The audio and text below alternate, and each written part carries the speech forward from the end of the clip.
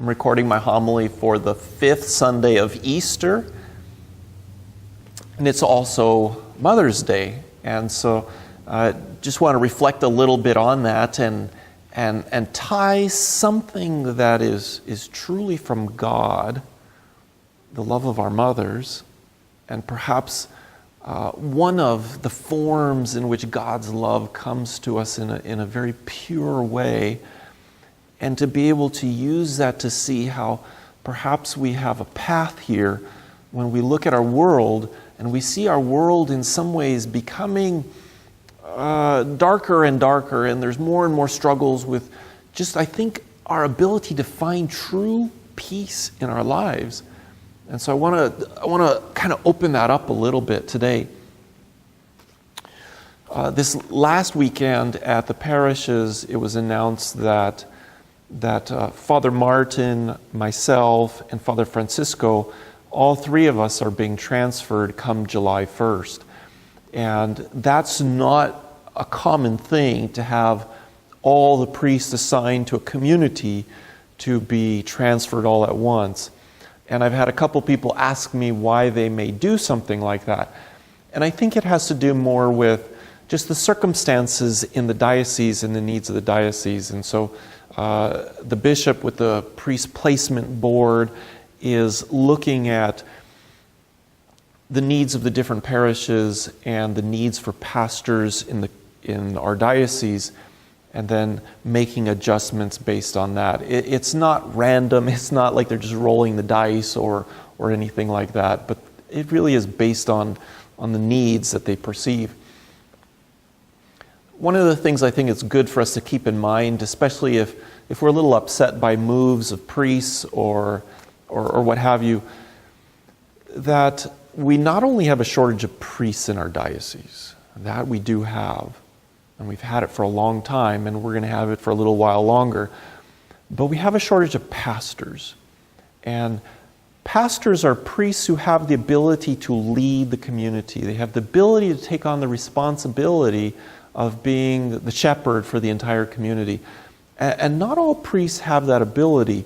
I have to say I've learned in myself what my limitations are. And I've been pushed past those limitations.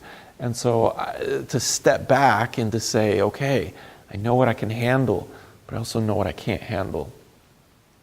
And so to look at our diocese and say, okay, we have to look at what the abilities of our priests are to be pastors. Can a priest be pastor of 5 parishes? You know, that's well, it's insane. But anyways, what are our abilities? And so to be very careful to ask our priests to do more than what they're capable of, because that's not healthy for them and it's not healthy for the parishes, right? Okay, sorry, I went on a little tangent there. Priests coming here in our community, everybody already knows Father Tom. He's been here for many years, Father Tom McMichaels, and so he's coming back, and I think that's a great thing. I think he's very good. He's very skilled. He's very competent, and he's a good man, and so I think that'll be good for the community. But we also have a brand new priest coming here, and he's not even yet a priest. He will be ordained a priest on June 3rd. There are 4 young men, 4 deacons, who are going to be ordained priests for our diocese. And so Deacon Jeff Moore is one of those 4 who will then be assigned here in the 5 parishes. And I have to say, accept that with great joy. To have a brand new priest come, to have a priest who's really just full of energy, full of excitement, to be a priest and to serve the people, really embrace that. But also embrace the fact that the bishop, the archbishop, is trusting this community here in Skagit Valley to help a brand new priest really enter into the priesthood and serve in that manner. It's really an honor. It says a lot about what the archbishop thinks about this community. And so I say just embrace that. It's really beautiful. Which I want to use to kind of tie into some more of the gospel in my homily. 11 years ago, when I was ordained a priest, the Seattle Times did a full-page article on my class. So there were 7 of us who were ordained for the Archdiocese of Seattle. And the reason they did a full-page article on us is because they could not believe that 7 men would want to be priests. This was in 2006. We were the first class after the priest scandal broke, or I should say when it became really, really publicized among the press. And it was a horrible thing on every level. But the way the press portrayed it is inconceivable that any human being would want to be a priest because all priests were bad, right? And we know that was not true, but because of what we were seeing, it was really discouraging. They even came to the seminary, the press, and they would ask us questions, and they let them do that. And they would ask us, like, how can you want to be a priest? You know, when you've seen what these bad priests did. You know, the first thing I would say is this. If a mom does something bad, does that mean that you as a mom are not going to want to be a good mom? Or if you were to see another mom do something really bad, wouldn't that inspire you to want to be even a better mom because of what you saw, because of the failure, right? Or dads, if a dad does something really bad in the community, does that mean you don't want to be a dad? Does that mean you want to leave your kids or be embarrassed about being a dad? Or does it mean that it's all the more reason to be a good dad? Right? And so I think we forgot that about priests. We see a priest who's done something really bad. Does that mean we shouldn't have any priests? Does that mean priesthood is bad? No. But what it means is we need good priests. And we need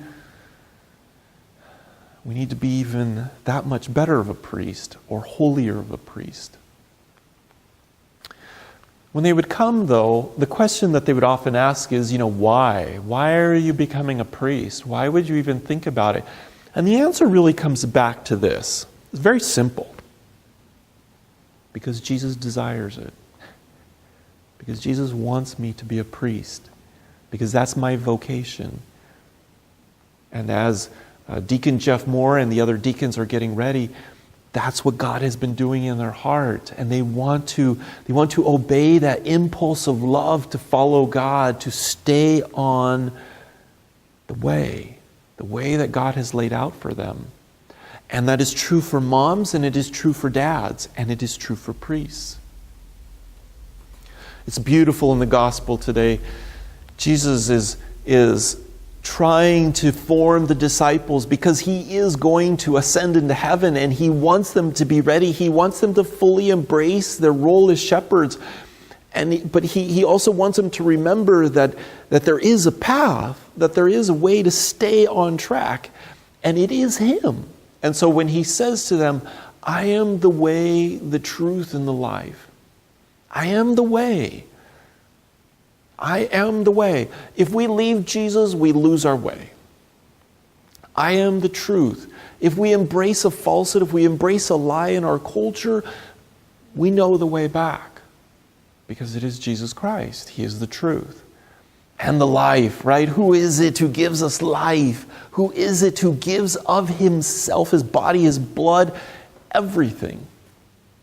It is Jesus Christ. He is the one who gives us life. And so it's just beautiful, simple phrase. When we find in our world darkness, when we're losing our way, we turn back to Jesus. Now, last week at the daily masses, I was asking the question to the parishioners, and I said, it just feels like more and more we're losing our way. And what is causing it? And I threw out a couple answers, even though I knew they were wrong, because they're not the cause. And one of the answers I threw out was just the increased level of drug usage that I have seen through the course of my life. Just the increased level of intoxication and the acceptance that it is the norm to become intoxicated, to be a meth head, a pothead, whatever you want to call it, right? To drink alcohol, all these different forms of intoxication. But it just seems like it's increasing the level of darkness. The problem, or the thing, is that that's not the cause. It's simply a symptom of the darkness, right?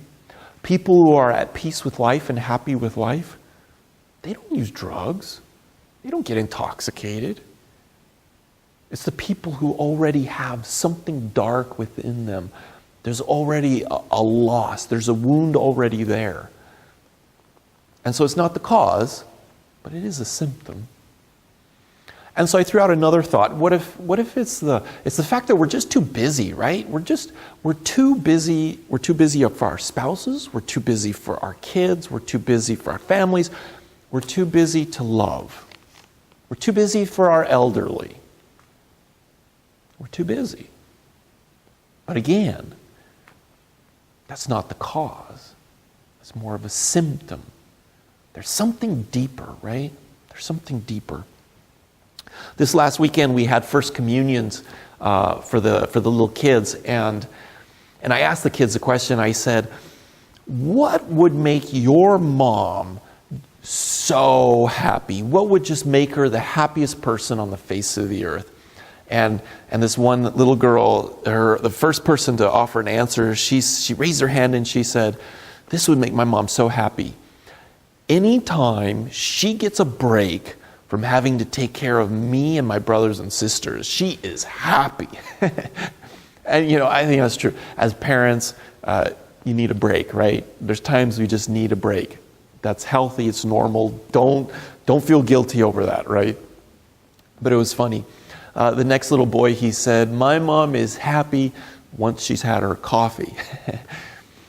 True. I'm sure that's very true for many parents. But then the answers got more serious and they got more insightful. They got deeper.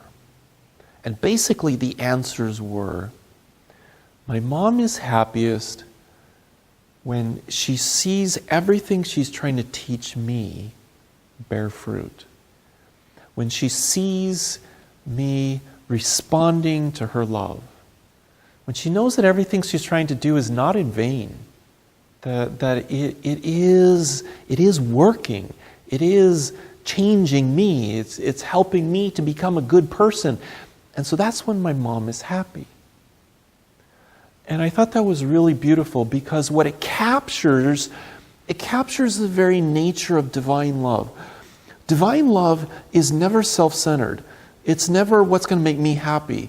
It's what is best for the other. What is the greatest good for the other? And so just like Jesus Christ pours himself out because that is the greatest good for us.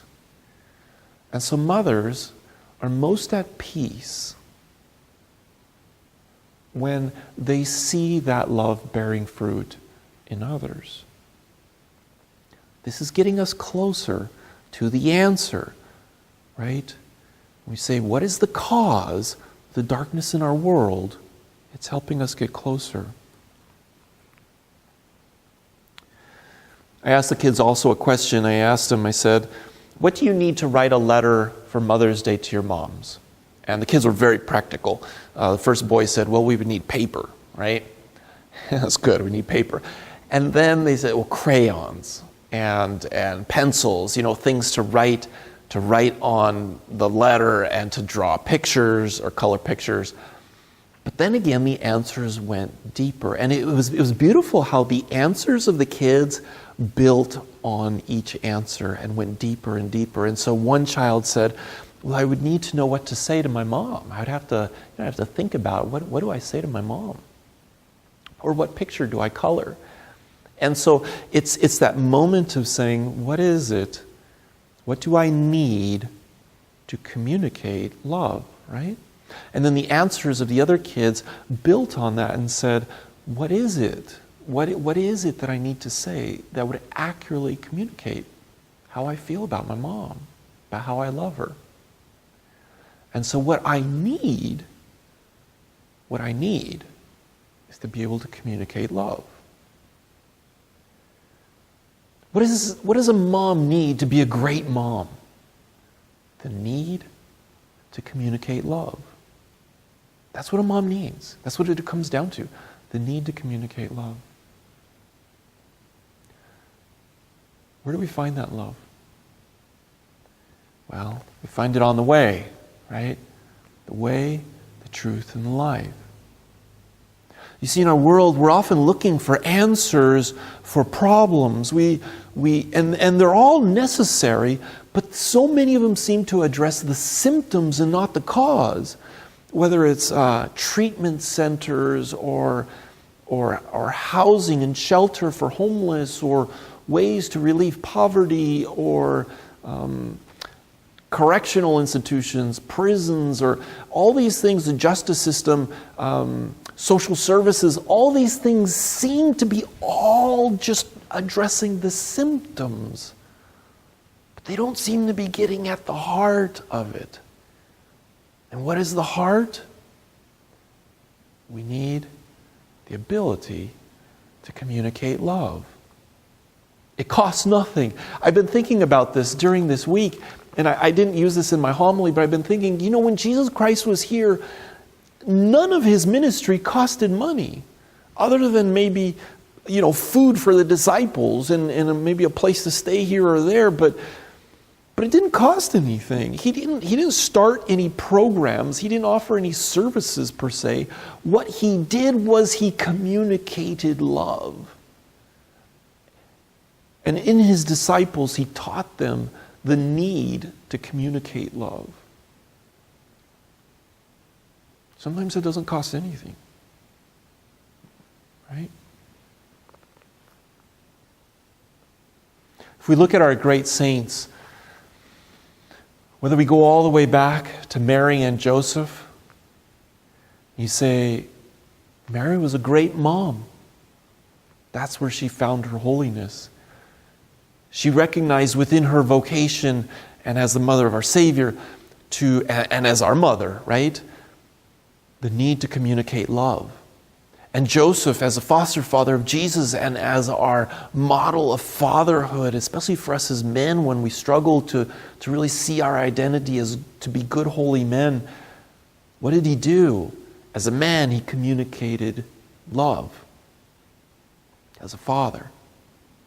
If we look at modern day saints, last week we celebrated one of my favorite saints, Saint Damien of Molokai, right?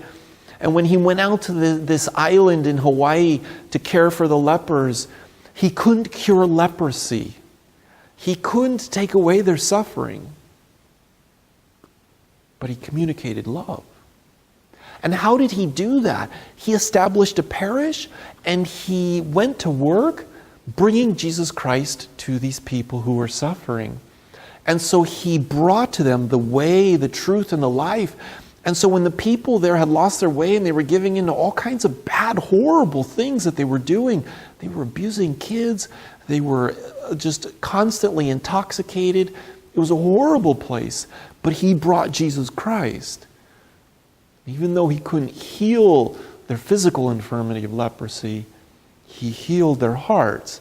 He brought Jesus Christ, the way, the truth, and the life. And he transformed that community. Mother Teresa, what was she? She was a mom, right? She was a mom to thousands of people. And she emanated, she exuded divine love. She simply had the need to communicate love. And St. Damien was the same way. As a father, he was a father to those people. He was a dad because he communicated love. What is the cure for this darkness in our world? The need to communicate love. And divine love. Jesus Christ. If we try to do it without Jesus, it's never going to work. We can't do it without God because God is love. And so if we try to just completely rely on things that simply address the symptoms, we're never going to get to the cause. And so as people of faith, we have the answer. Jesus Christ, right? We bring back into our world, because our world is leaving God. We bring God back into our world. And we show them the path, the way, the truth, and the life. All right. God bless.